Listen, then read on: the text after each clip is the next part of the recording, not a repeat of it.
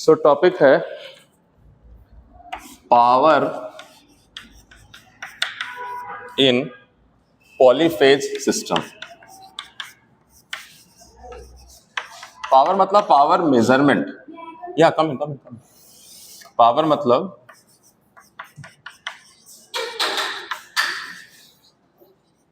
Power measurement. Power मतलब power measurement, ठीक है। सो आपको पता होगा सिंगल फेज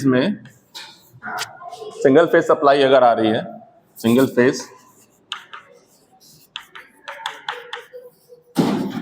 अगर सिंगल फेज पावर सप्लाई है तो उसका मतलब है कि एक अल्टरनेटिंग करंट जनरेटर है जिसका हम ये फेज बोल देंगे और ये पोर्शन न्यूट्रल बोल देंगे। देन ट्रांसमिशन लाइन के बाद एक कोई भी लोड होगा, so this is single phase, है ना, and this is single phase load, यही होगा ना। So this current will be known as phase current. Phasor में फेजर सुना है, फेजर नाम सुना होगा सिंगल फेज में। RMS value, single phase supply, पढ़ाई स्टार्ट हो गई है। आरएमएस वैल्यू नहीं सुना है अभी? देखिए वही बात है, ये वोल्टेज अगर मैं कहूं टी का मतलब मैं हर एक टाइम पे जानना चाह रहा हूं कितना वोल्टेज है। सो आई प्लॉटेड वोल्टेज ऑफ दिस, ये एक मैंने वोल्टेज सोर्स लिया 5 वोल्ट है, तो मैंने घड़ी निकाली, स्टॉप वॉच टी बराबर 0, स्टॉप वॉच से ऑन किया और नोट करना शुरू किया। तो हर पॉइंट पे क्या मिल रहा है आपको? 5 वोल्ट। यही होगा ना, आप कॉन्टिन्यूअसली प्लॉट करेंगे क्योंकि ये समय के हर बिंदु पर आपको 5 वोल्ट की सप्लाई मिल रही है। सो आप कहेंगे सर ये डीसी सप्लाई है and the value of voltage at any time, you can choose any time T, value of voltage at any time, T1 लूं, T2 लूं, T3 लूं, कुछ भी लूं, इट इज 5 वोल्ट। वैसे कहूंगा ना वोल्टेज एट, मैं कहूंगा सिमरन से कि बताइए वोल्टेज T1 पे कितना है, तो सिमरन आई, उन्होंने कहा सर T1 पर 5 वोल्ट मिल रहा है, तो voltage eight T1 is 5 volt. यही पढ़ूंगा ना, इसको कहूंगा वोल्टेज एट T1। तो अब इनको मैंने कहा कि T2 पे बताओ कितना वोल्टेज है, सबको काम दे रखा है, तो आप कहेंगे voltage at T2 is equal to 5 volt. ऐसे करके लास्ट में जो स्टूडेंट आया तो देर से आया, तो उसी समय उसका भी काम था, उससे पूछा कितना आ रहा है, बोला sir voltage at my t is 5 volt, यानी voltage at any time t is 5 volt. मैंने 5 वोल्ट बोल दिया, 10 वोल्ट हो या कोई ई लगा दूं मैं, वैल्यू सिंपल ई कह दूं, तो इसके बदले में यहां ई लिख दूंगा। सो हम निकालना चाह रहे हैं voltage at any time T, that is instantaneous voltage, that is instantaneous value of voltage. Instantaneous मतलब किसी इंस्टेंट पर, इंस्टेंट मतलब किसी इंस्टेंट ऑफ टाइम पर, किसी पॉइंट ऑफ टाइम पे। कि 10:01 की बात कर रहा हूं, फिर 10:01 की बात कर रहा हूं, तो ये क्या हो गया? Point of time. Point of time यानी इंस्टेंट ऑफ टाइम, यानी उस क्षण, एक क्षण की बात कर रहा हूं, उस समय बिंदु पर, और एक है समय अंतराल पर। समय अंतराल मतलब period of time, delta T, यानी T2 माइनस T1। सो मैं इंस्टेंटेनियस जब बोलता हूं तो क्या मतलब है? मैं जानना चाह रहा हूं कि कोई भी समय बिंदु पर कोई भी पॉइंट टी चूज करूं, वहां पे क्या वैल्यू है। तो डीसी में क्या फायदा है? डीसी में किसी भी समय बिंदु पर at any point of time और any instant chosen, the value is coming 5 volt या E. So this is DC. जब हम जनरेटर बनाते हैं तो जनरेटर का हिसाब किताब क्या है ऑल्टरनेटिंग करंट का, कि मान लो मैं ऐसा जनरेटर बना रहा हूं, स्क्वायर वेव। सो इसका अगर मैं ग्राफ बनाऊंगा टाइम के साथ, तो मैं कहूंगा ये आ रहा है, तो कहूंगा ये प्लस ई है और ये माइनस ई है। अब मैं पूछूंगा कि voltage at any time T क्या है, तो जो इधर मेजर करेगा वो तो प्लस बोलेगा, जो इधर मेजर करेगा पोलैरिटी उल्टा है माइनस बोलेगा। तो वो बोलेगा सर दो हो रहा है voltage at any time T, या तो है प्लस ई या है माइनस ई, ऐसा करके बोलना पड़ेगा। फिर ये भी बताऊंगा कि प्लस ई कब है, तो बोलूंगा जीरो से लेके अगर time period T by to है तो सर ये प्लस टी है, और टी बाई टू से टी तक ये माइनस टी है। यानी हर फर्स्ट हाफ साइकिल में ये पॉजिटिव वैल्यू है, सेकेंड हाफ साइकिल में नेगेटिव वैल्यू है। तो इस को दिखाने के लिए मेरे पास दो अलग अलग इंफॉर्मेशन लिखना पड़ेगा, एक सिंगल इंफॉर्मेशन से काम नहीं चलेगा, है ना। इसको एक लाइन में क्या लिखूंगा, इसको लाइन लिखूंगा E T V T is equal to E for all time T greater than zero. All time T इसको क्या बोलते हैं, फॉर ऑल। तो तमाम वैल्यू टी जो greater than equal to zero है के लिए वोल्टेज मिल रहा है, उसके पहले नहीं था, क्योंकि जीरो हम कब बोल रहे हैं, जब अपना स्टॉप वॉच शुरू कर रहे हैं, हम जब ऑब्जर्व करना शुरू कर रहे हैं, हम जब सर्किट को कनेक्ट करना शुरू कर रहे हैं, वो मेरा टी बराबर जीरो है।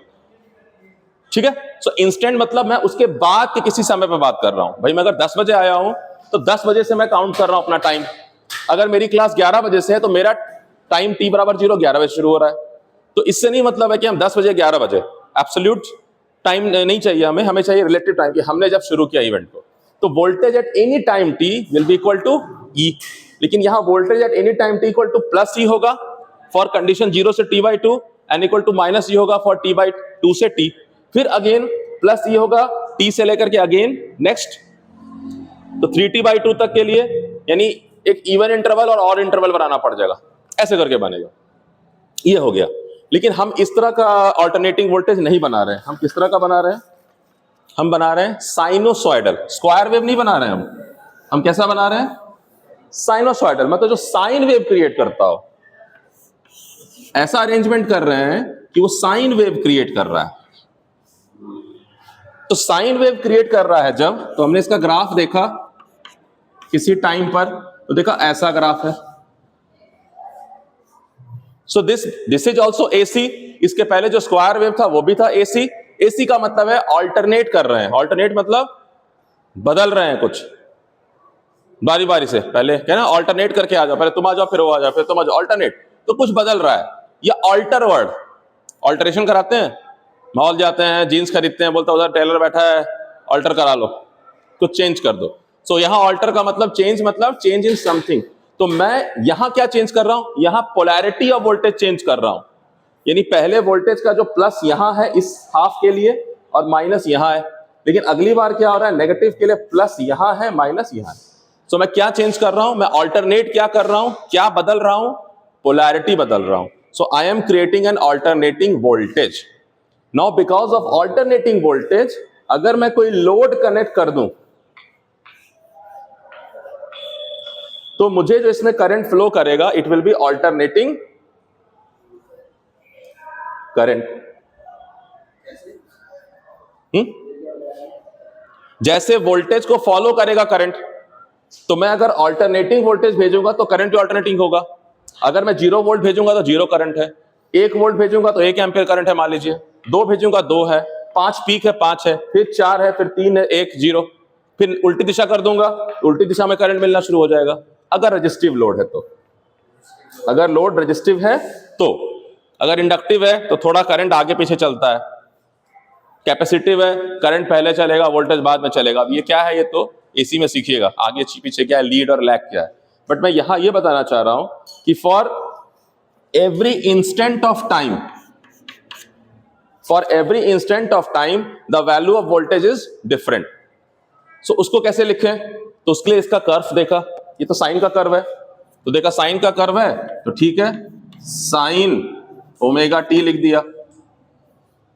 क्यों, क्योंकि जनरेटर अगर हम पढ़ेंगे तो पता चलेगा जनरेटर में कॉइल होता है, जो कल आपको पढ़ाया भी जा रहा था। कॉइल जितना एंगल बनाएगा मैग्नेटिक फील्ड से उतना वोल्टेज पैदा होता है।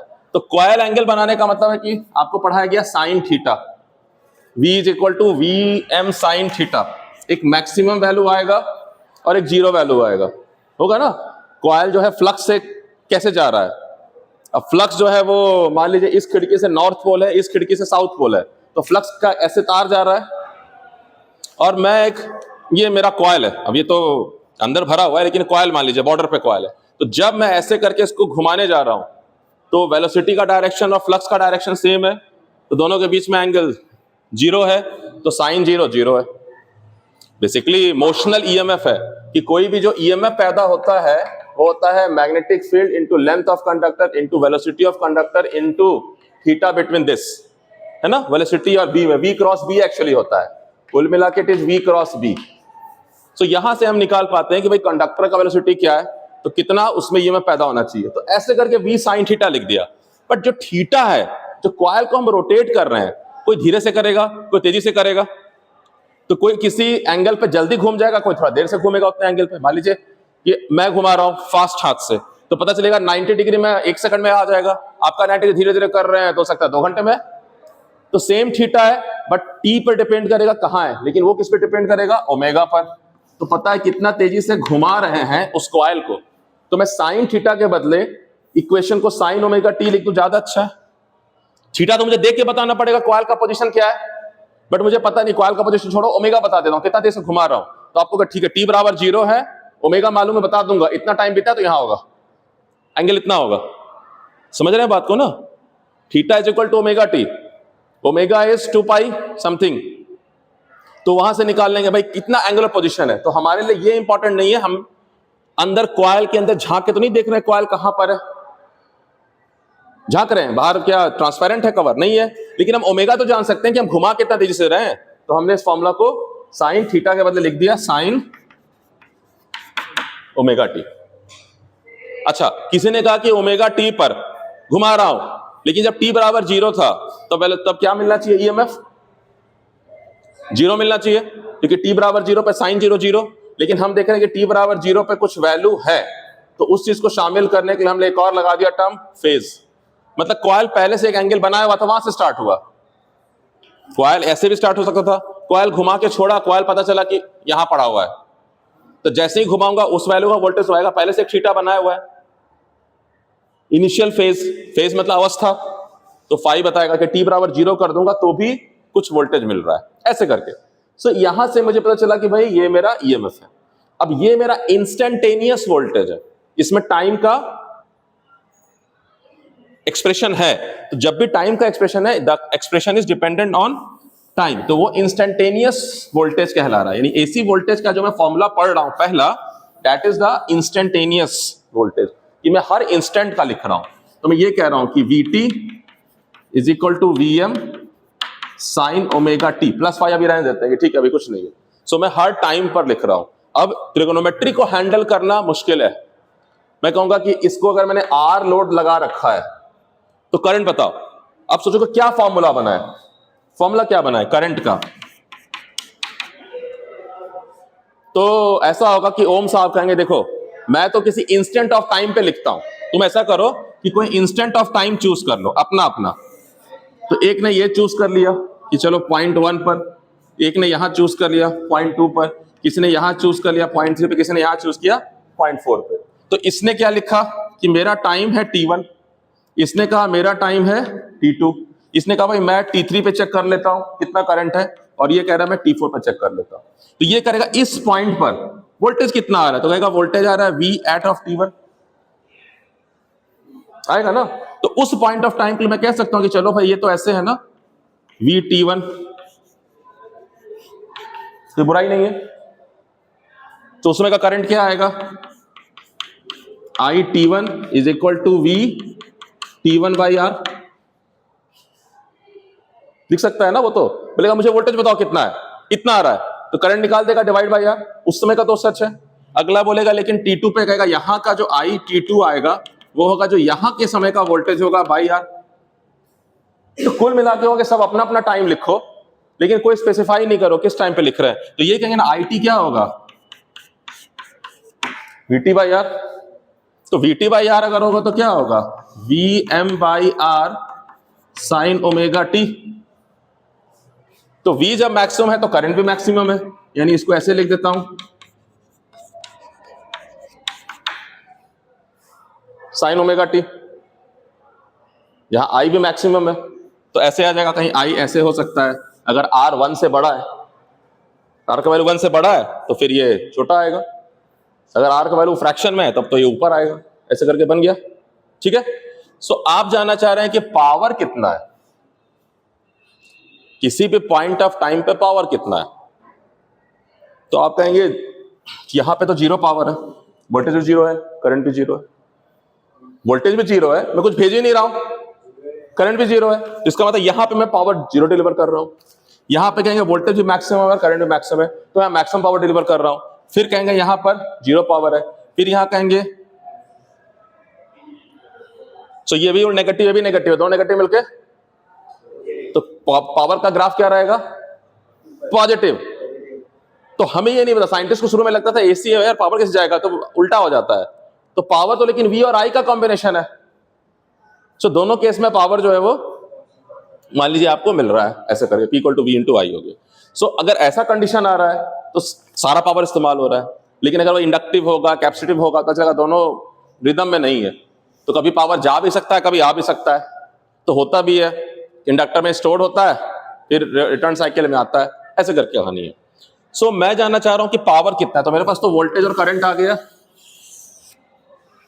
तो power eight any time T बोलूंगा ना मैं कि P into eight any time T. भाई चूज कर लो, फ्रीज कर दो, टाइम पॉइंट को फ्रीज करके उस टाइम के लिए लिखो, तो यही कहोगे ना PT is equal to VT into IT।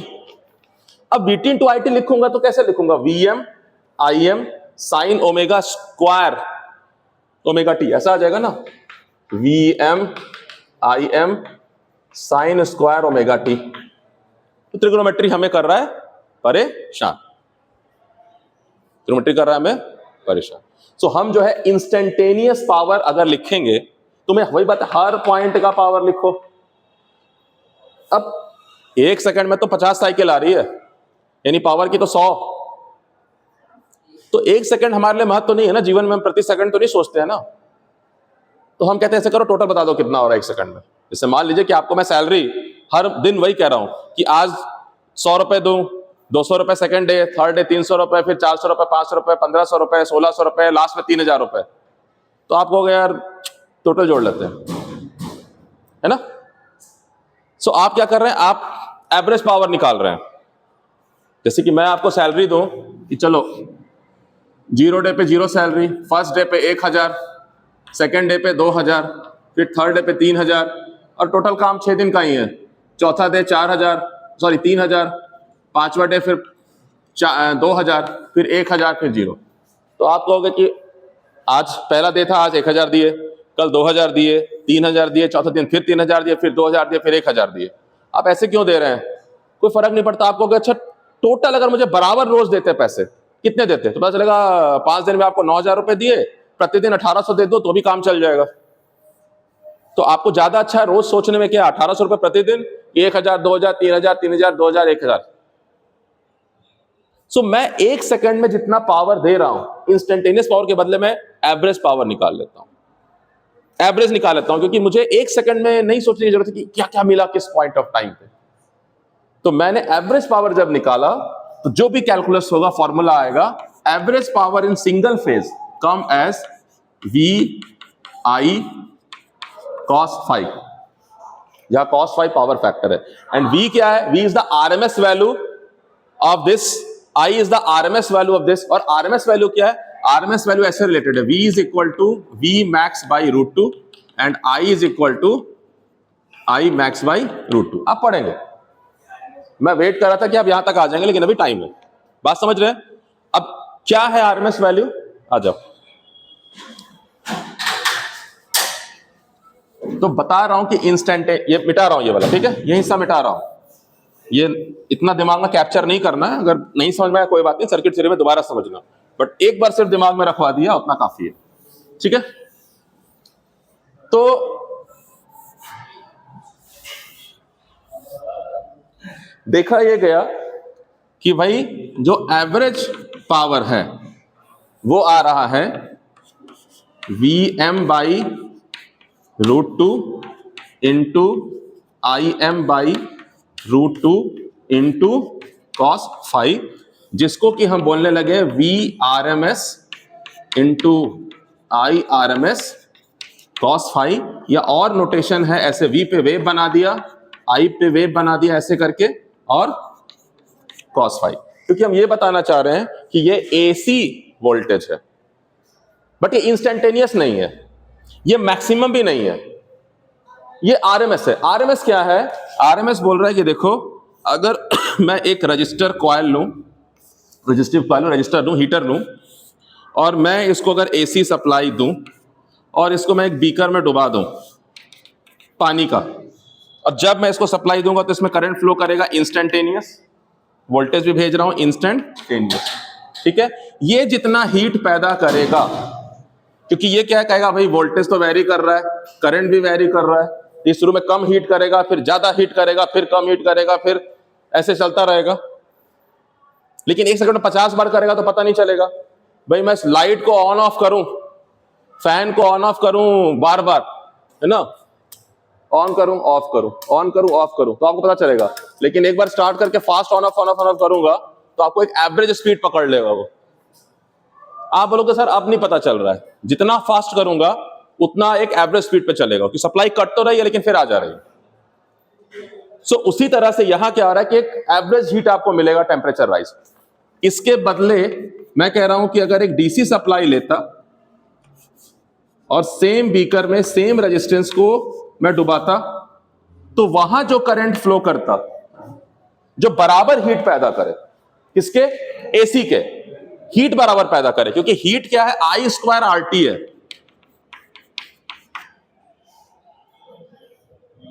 तो यहां तो आप निकालेंगे ना I1 स्क्वायर I2 स्क्वायर अलग अलग साइन पर, और फिर जोड़ेंगे जो आप कल कर रहे थे समेशन, मीन वैल्यू निकाल, ऐसे करेंगे।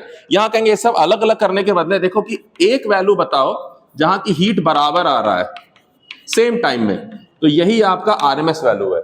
इसके बदले आप ये लिख देंगे, क्योंकि आप AC सप्लाई यूज करें या DC, अगर हीटर यूज करें तो आपको हीट में इंटरेस्टेड है ना, कि साइकिल में इंटरेस्टेड है कि नहीं, ऐसे से देखना जरूरी है क्या हो रहा है। अरे मुझे आपको मुझे पैसे देने हैं, या मैं आपको 10,000 रुपए देने आ रहा हूं, अब मैं दौड़ दौड़ के आऊं या कूद के आऊं पैसे देने के लिए, आपका फोकस कहां है? अब 50 रुपए दूंगा तो ध्यान यही रहेगा आ कैसे रहे हैं, लेकिन 5 लाख दूंगा तो वो सब दिखाई नहीं देगा ना, उसका यूज नहीं है। यूज क्या है?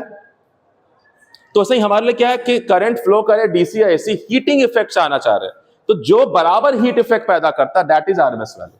अब RMS वैल्यू हमारे ना इंस्टेंटेनियस वाले प्रॉब्लम को सॉल्व कर देता है, हम इसमें आराम से एसी को एनालाइज कर सकते हैं। सो एवरेज पावर जो डिफाइन हो रहा है, यानी पावर मेजरमेंट जो है, जब मैं P कह रहा हूं वन फेज, तो ध्यान रखिएगा कि ये इंस्टेंटेनियस पावर नहीं है, दिस इज एवरेज पावर, क्योंकि पावर लगातार बदल रहा है और कोई चीज लगातार बदल रही है, तो हम जानना चाहते हैं कि एक एवरेज बात बताओ।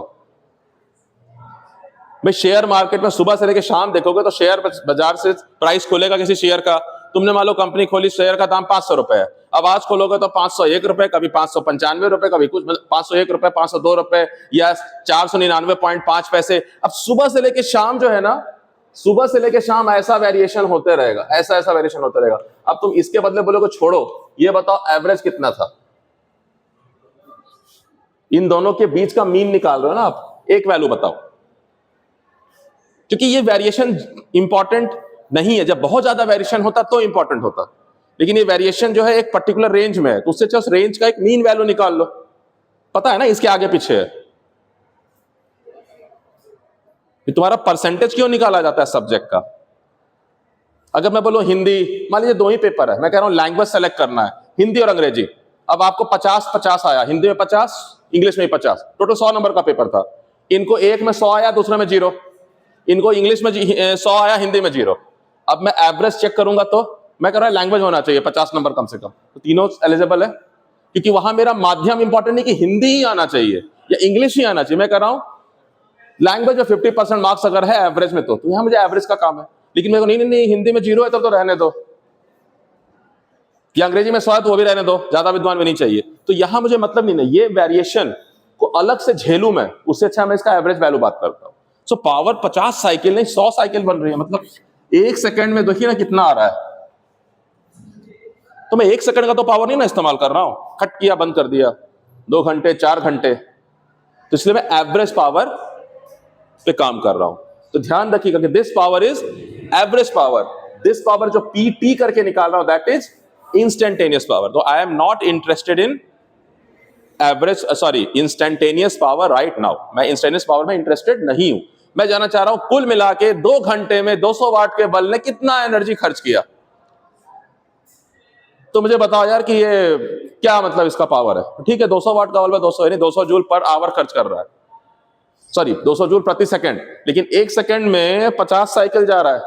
अब मैं कहूँ नहीं, मुझे बताओ पहला साइकिल दूसरा साइकिल क्या करना है, उपयोगिता ही नहीं है उसकी, इसलिए मैं एवरेज पावर निकाल रहा हूं। तो पावर जब मेजरमेंट कर रहा हूं पॉलीफेज में, तो ये फॉर्मूला किस चीज का है, एवरेज पावर का, क्योंकि हम एवरेज पावर से रोजमर्रा के सारे इंफॉर्मेशन निकाल लेंगे। जब तक हमें इंस्टेंटेनियस की जरूरत नहीं है हम उसको महत्व भी नहीं देंगे, ठीक है। और वो ऐसे भी टाइम डिपेंडेंट है, it will require more trigonometry, more mathematical things, जो कि रिक्वायर्ड नहीं है रोजमर्रा की जिंदगी में। सो हम जो पावर मेजरमेंट कर रहे हैं, कौन सा पावर मेजर कर रहे हैं, एवरेज पावर। और एवरेज पावर को समझने के लिए आपको इंस्टेंटेनियस पावर समझ में आना चाहिए, या instantaneous value, peak value, RMS value, average value, ये सब टर्म आपको आना चाहिए, ठीक है। ओके, सो हमारा जो पावर मेजरमेंट का फॉर्मूला है सिंगल फेज में, वो है वी आई कॉस फाई। कई लोग ऐसे लिख देंगे V phase I phase cos phi, क्योंकि इसको वो वी सप्लाई भी कहते हैं, वी फेज भी कहते हैं, आई फेज ऐसे भी कह सकते हैं, ये भी लगा सकते हैं, ठीक है। और कई लोग वी आरएमएस, आई आरएमएस, आप सारे नोटेशन सीखिए। शुरू में ना आप स्टीरियोटाइप मत होइए, क्योंकि ना अलग अलग किताब अलग इस्तेमाल करेगी तो आपको ना उलझन लगेगा कि मैं तो आदत हो गई ऐसे ही देखने की, तो वो नहीं करना है, ठीक है। सो ये मेरा हो गया एवरेज पावर। अब एवरेज पावर हम मेजर करते थे कैसे, यूजिंग वॉट मीटर, क्योंकि हमारा फोकस क्या है, हमारा फोकस है मेजरमेंट ऑफ द पावर, है ना।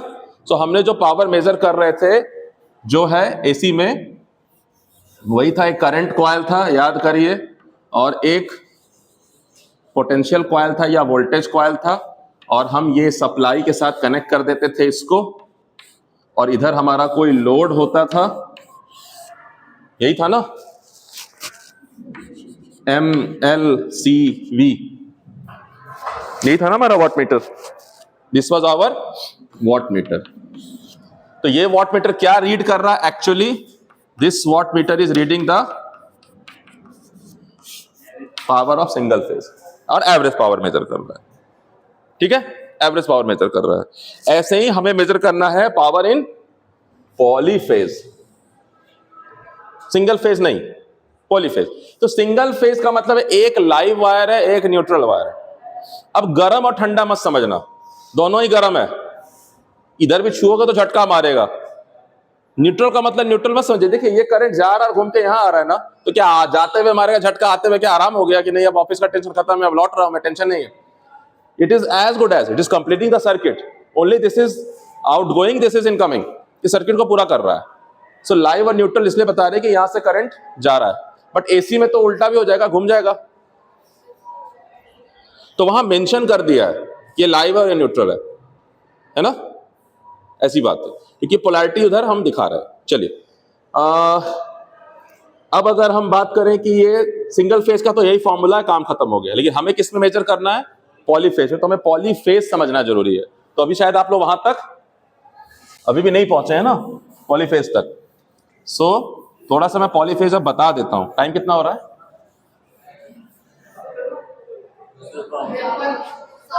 7 मिनट। चलिए ट्राई कर लेते हैं कि 3 फेज क्या है, ठीक है। पॉली मतलब जैसे पॉलीटेक्निक, पॉलीक्लिनिक, सुना है, पॉलीक्लिनिक सुना है ना। क्यों पॉली मतलब,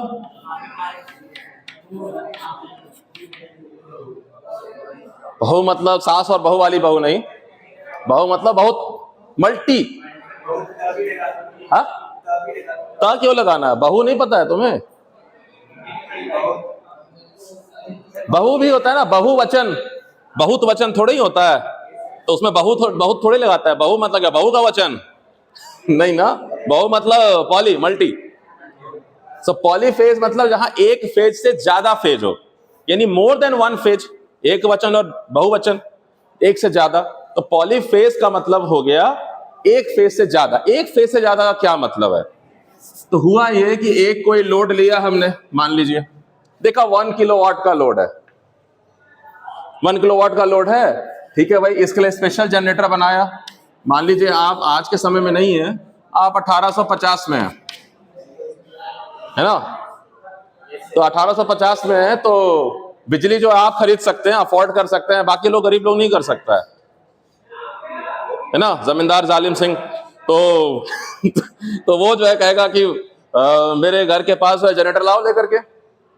तो जनरेटर टिपिकली उसके लिए लाया जाएगा और वो लोड जलेगा।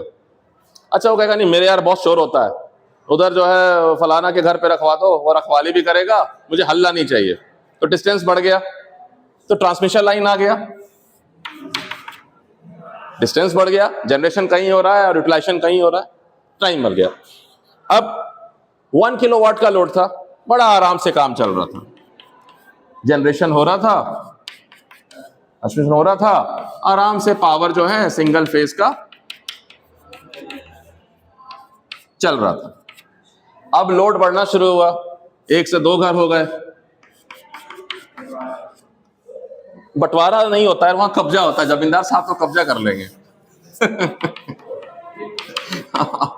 उधर तो उधर गोली मारा, कब्जा हो गया, 2 किलोवाट आ गया, जनरेटर 2 किलोवाट दे रहा है, एक और को मार दिया, ऐसा करके तो 4 किलोवाट आ गए। अब क्या हुआ कि 4 किलोवाट के लिए जो कॉपर कंडक्टर यूज करना पड़ रहा है, जो मशीन यूज करना पड़ रहा है, वो बहुत ज्यादा कॉस्टली हो गया, बहुत ज्यादा कॉपर का रिक्वायरमेंट हो गया, क्योंकि ज्यादा करंट बेयर करना है, ज्यादा अमाउंट ऑफ कॉपर, ज्यादा भारी ट्रांसमिशन लाइन, ज्यादा बड़ा जनरेटर। तो फिर पकड़ लिया साइंटिस्ट को, उसको ठीक करो प्रॉब्लम को, नहीं तो कल गोली मार दूंगा। ठीक, ऐसा कहानी नहीं है, ऐसा बता रहा हूं। सो व्हाट हैपेंड कि अगेन देखो, दुनिया का हर चीज जो है ना लास्ट में डिसाइड होता है इकोनॉमिक्स से। आप दुनिया का कोई भी इवेंट कर रहे हैं, आप लास्ट में कहते हैं पैसा कितना है भाई, अगर पैसा इतना है तब तो करेंगे, नहीं तो कर्टेल। और उससे ही बड़ा फैक्टर है पॉलिटिकल फैक्टर। पैसा वैसा भी सब कुछ ठीक है, तो फिर अगर नेताजी कहेंगे कि नहीं इधर नहीं उधर, गांव में मुखिया जी कहेंगे भाई हमारे सामने ही ट्रांसफार्मर लगना है, वो कंपनी को वहीं लगाना पड़ जाता है। फैक्टर्स होते हैं, पॉलिटिकल फैक्टर्स। सो ये अभी पॉलिटिकल फैक्टर पे नहीं जा रहे, हम सिर्फ इकोनॉमिक फैक्टर पे जा रहे हैं। तो इकोनॉमिक फैक्टर में आया कि भाई खर्चा बहुत ज्यादा है। सो फिर मैथ लगाना शुरू किया, तो मैथ लगा के कहा कि ऐसा करते हैं कि इसको ना 2 जनरेटर में बांट देते हैं, 1 जनरेटर 2 जनरेटर, ऐसा कर देते हैं 2, क्योंकि इसके पास ज्यादा शक्ति नहीं है। तो कहा हाँ कुछ तो फर्क पड़ा। फिर किसी ने कहा कि ना 2 नहीं, 1 इसको दे दो, इससे ऐसा तो शॉर्ट सर्किट हो जाएगा, 2 भाग में बांट दो, लोड को भी डिस्ट्रीब्यूट कर दो 2 पार्ट में, एक इस जनरेटर से, उस जनरेटर से, ठीक है। फिर किसी ने कहा कि 3 पार्ट में बांट दो, किसी ने कहा 4 घर है 4 पार्ट में बांट दो। फिर उसमें भी भाई जो है बड़ा भाई ज्यादा, वो कहे मेरे घर में तो 2 जनरेटर लगाओ, तो 4 लगाओ, ऐसे करके कहानी शुरू हो गई। तो अगर 1 जनरेटर था तो सिंगल फेज थी, 2 जनरेटर है 2 फेज है, 3 जनरेटर है 3 फेज है, 4 जनरेटर है 4 फेज है, 5 जनरेटर है 5 फेज है, 500 जनरेटर है 500 फेजेस है। सबका मैथ बढ़ गया, खर्चा छोड़ो यार, दिमाग खराब होना शुरू हो गया साइंटिस्ट का ना, मैथमेटिक्स ज्यादा आ गया, सबका कैलकुलेशन अलग अलग करो, फिर जोड़ जाड़ के करो, फिर उसका कॉपर निकालोगे, उसको तो कैलकुलेट करना है ना। ये तो जमींदार साहब को भी मार देंगे, वो बताएगा ना कि इतना कॉपर लगेगा, इतना ट्रांसमिशन लाइन लगेगा, उसको सब बताना पड़ेगा। सो जब साइंटिस्ट ने सारे मेथड लगाए, 1 phase 2 phase 3 phase 4 phase 5 phase, ऐसा करके गाना भी बना था, फिर 1 2 3 4 5 6 7 8 9 10 11 12 13, तो वहां तक जब गए तो पता चला कि ये जो 3 फेज है ना, 3 फेज मोस्ट इकोनॉमिकल मेथड है, ट्रांसमिशन का भी जनरेशन का भी। आप देखेंगे कि 40 से 60%, एग्जैक्टली मैं नहीं जा रहा हूं, 60 या 40% कॉपर बच जाते हैं सेम पावर के लिए। जैसे मान लीजिए मैं कह रहा हूं 3 किलोवाट का मोटर है, अगर मैं 3 जनरेटर भेजूं और सिंगल कॉपर रॉड भेजूं अगर 1 जनरेटर से, तो जितना कॉपर का खर्चा 1 तार बनाने में है, उसका 2/3 खर्चा 3 तार बना के भेजने में है। समझ रहे क्या कह रहा हूं? अगर 100 किलो कॉपर यूज हो रहा था सिंगल फेज सप्लाई के लिए, तो 70 किलो कॉपर यूज हो रहा है 3 फेज सप्लाई के लिए। ये कैलकुलेशन कराया जाएगा ट्रांसमिशन में, ठीक है? या तो 30% बचता है, 70%, ऐसा कुछ कैलकुलेशन दिमाग में नहीं है, वैल्यू गूगल करना, पता चल जाएगा। तो हमने कंपैरिजन किया सारे फेज सिस्टम के, 1 phase, 2 phase, 3 phase, 4 phase, 5 phase, 6 phase, जहां तक आपको लगा जाएंगे। तो एक तो है कि दो बात है, एक तो है खर्चा, एक बनाना भी तो है ना डिजाइन। तो 3 phase become the winner. 3 phase system जो है उसमें कॉपर का खर्चा भी 1 फेज के मुकाबले बहुत कम है, सेम पावर ट्रांसमिशन करना है। तो बात समझ में आ गई? तो 3 फेज सप्लाई ऐसे बना कि 3 भाई लोग 3 जनरेटर को लाया गया और अलग अलग सप्लाई भेजना शुरू किया गया। तो मान लीजिए कि कोई भी इधर गांव था, उसको हर बार का ये 3 पार्ट में बांट दिया गया। कोई भी बिल्डिंग है उसको भी 3 पार्ट में लोड को बांट दिया जाता है, इस इतने फ्लैट को इस फेज पर, उतने फ्लैट को उस फेज पे, इतने फ्लैट को उस फेज पे, ताकि सब पे बराबर आए पावर। तो एक जनरेटर बनाया गया, उसका फेज और न्यूट्रल एक घर के लिए कर दिया गया, ठीक है? फिर दूसरा जनरेटर बनाया गया, उसका अलग कर दिया गया, उसका न्यूट्रल अलग कर दिया गया। फिर थ्योरी से पता चला, जो आप पावर सिस्टम में पढ़ोगे, कि इन सबका न्यूट्रल को एक साथ बांध दो, कोई दिक्कत नहीं है, आराम से अलग अलग घरों को मैं अलग अलग फेज पर सेम न्यूट्रल के साथ पावर दे सकता हूं।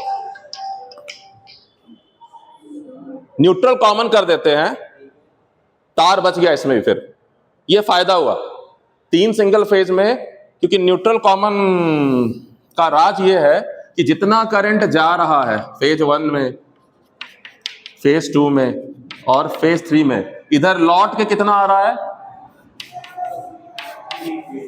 इधर लौट के आ रहा है 0, क्योंकि एसी सप्लाई है, सारे एक साथ नहीं भेज रहे हैं, कोई पहले भेज रहा है, कोई बाद में भेज रहा है, कोई आगे पीछे है।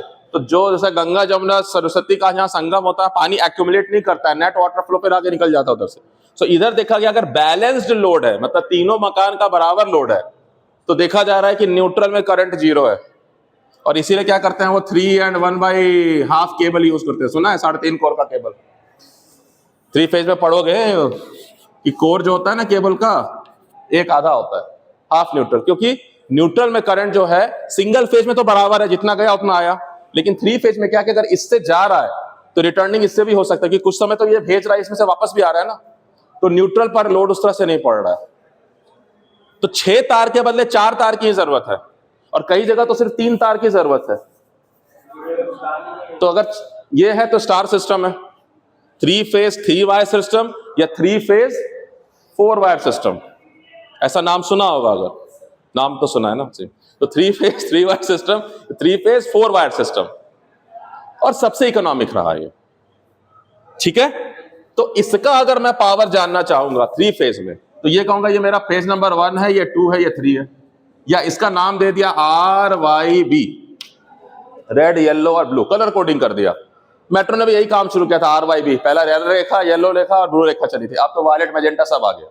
सो RYB, तो अगर पावर मेरा फेज 1 में, मतलब टोटल पावर कितना होगा तीनों का मिला के, वो होगा सबका इंडिविजुअल, अगर सब बराबर लोड है, सब कुछ बराबर है, सबसे आसान केस, तो 3 into power into single phase, तो यानी 3 into V phase I phase cos phi। तो अब मुझे पावर मेजर करना, मेरा फोकस तो मेजरमेंट है ना, कैलकुलेशन नहीं है। तो मैं क्या करूंगा, मैं कहूंगा इधर भी वाट मीटर लगा दो, न्यूट्रल से जोड़ दो, इधर वाट मीटर लगा दो, इधर भी वाट मीटर लगा दो,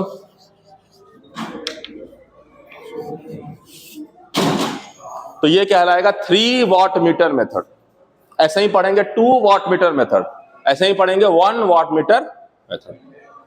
सो मेरा काम शुरू होता है यहां से, पॉलीफेज सिंगल फेज वो आपके सर्किट थ्योरी का अंश है, ठीक है? बट फिर भी अब चूंकि होल्ड नहीं कर सकते हैं, तो मैंने आपको थोड़ा इंट्रोड्यूस करा दिया। ये कतई नहीं कह रहा हूं कि आप बहुत अच्छा समझ गए होंगे, but still you get an idea कि what is single phase, and why we use multiple phase and then why we choose 3 phase. ठीक है, मैं कैलकुलेशन नहीं करा रहा हूं, बट बकायदा कैलकुलेशन करके कॉपर का वैल्यू निकाल सकते हैं, अमाउंट ऑफ कॉपर। इस सेम पावर के लिए सिंगल फेज में जो कॉपर का यूज हो रहा है उससे 2/3 या कुछ और परसेंटेज है कॉपर का यूज होगा अगर मैं 3 फेज में सप्लाई भेजूंगा। So that's why we are choosing 3 phase. हाँ, नहीं, न्यूट्रल का बहुत काम है। 3 हाँ, न्यूट्रल अगर लोड अनबैलेंस्ड रहेगा तो फिर न्यूट्रल में करंट आएगा। अगर न्यूट्रल नहीं दूंगा तो स्पार्क क्रिएट होगा। मान लीजिए बैलेंस्ड का मतलब ये हो गया कि मान लीजिए किसी समय इसमें 5 एम्पियर करंट था, तो पता चलेगा कि इसमें 2.5 जा रहा है वापस और 2.5 इधर जा रहा है वापस, तो बैलेंस हो गया। किसी में 5 में जा रहा था तो उधर 2.5 उधर 2.5 है, लेकिन अगर 7 है इधर 2.5 जा रहा है, 2 कहां जाएगा? तो अगर यहां में एक्यूमुलेट होगा तो स्पार्क होगा, तो उसको तो रास्ता देना पड़ेगा वापस। तो जब अनबैलेंस लोड है तो न्यूट्रल चाहिए। नहीं जाएगा ना, एक सीमा है ना, ये भी तो वोल्टेज डिफरेंस के साथ है। तो कैलकुलेशन करेंगे तो थोड़े कि भाई भीड़ थोड़े कि धक्का मार के हवलदार साहब आएंगे मार पीट के उधर इलेक्ट्रॉन को भेज ही देंगे। ठीक है, वो तो किरचॉफ वोल्टेज लॉ को फॉलो करेगा ना, तो जितना ड्रॉप है उसके हिसाब से करंट लेगा, बाकी एक्यूमुलेट होगा। और नहीं होगा तो फिर क्या होगा? वो डिस्टर्ब करेगा उसके करंट को, इनटेक को बढ़ा देगा जितनी जरूरत नहीं है। ये केसीएल तो कहेगा ना कि करंट एक्यूमुलेट नहीं हो सकता है, करंट पास करेगा, it will pushing more current than required, मान लीजिए। सो अनबैलेंस कंडीशन में फॉल्ट्स क्रिएट हो सकते हैं, बहुत सारी बातें। ठीक है, सो फिलहाल मैंने आपको इतना ही बताया कि पावर का मतलब क्या है, instantaneous voltage, instantaneous current, instantaneous power, क्योंकि एसी में चेंज हो रहा है सब कुछ। दूसरी बात, फॉर्मूला उसका क्या है, इंस्टेंटेनियस पावर का फॉर्मूला में ट्रिग्नोमेट्रिक फंक्शन भी आएगा, लेकिन हमें एवरेज पावर से मतलब है तो साफ सुथरा हो जाता है। थर्ड बात कि हमें मेजरमेंट करना है, सिंगल फेज का भी मेजरमेंट करना है, 3 फेज का भी। फोर्थ बात कि 3 फेज सप्लाई का महत्व तो क्या है, ठीक है। और फिफ्थ बात कि 3 फेज का फॉर्मूला क्या आएगा, तो बैलेंस कंडीशन के लिए सीधा सीधा अलग अलग निकाल के जोड़ दो, ठीक है। लेकिन हमें कैलकुलेशन नहीं करना है, कैलकुलेशन आप सर्किट सर्विस सीखेंगे, हमें सीखना है मेजरमेंट कैसे करना है। तो हम वाट मीटर का कनेक्शन सीखना है मेन, कि 3 फेज सप्लाई में अगर वाट मीटर को ऐसे कनेक्ट कर रहा हूं तो 3 वाट मीटर चाहिए, तो पावर आप देखेंगे इक्वल टू होगा W1 plus W2 plus W3। बस 2 वाट मीटर मेथड आप पढ़ेंगे सेम 3 फेज के लिए, तो वो W1 प्लस W2 से भी मेजर हो जाएगा। तो 2 watt meter is very important, हमारे लिए 3 वाट मीटर इंपॉर्टेंट नहीं है अभी के लिए। 2 watt meter is the most important and popular method of power measurement in 3 phase. तो 2 वाट मीटर मेथड ही आपसे कोई पूछता है, एज अ बिग डिराइवेशन पूछेगा 10 नंबर का, तो बट चूंकि 3 वाट मीटर और 1 वाट मीटर भी लिखा हुआ है तो उस पर भी 5 नंबर के सवाल पूछे जा सकते हैं। अच्छा है, बोनस होगा कि 10 नंबर के सवाल पूछ दिए जाए, तो वाह वाह है आपका, ठीक है, ऊपर वाले की कृपा।